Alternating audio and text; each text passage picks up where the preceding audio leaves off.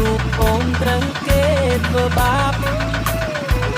បានប្តីមិនល្អ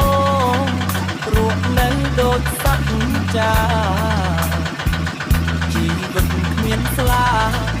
មិនអាចខុសអើទៅឆ្ងាយអូនសុំរេចចិត្តត្រូវហើយពីស្អីដែលសុំលេងប្តីចង្រៃធ្វើបាបញាមេបងនៅកំឡុងហ៊ានស្ម័គ្រចិត្តមើលថែ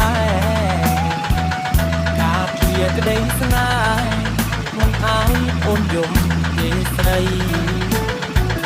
សងសាខ្ញុំអើយជាស្រី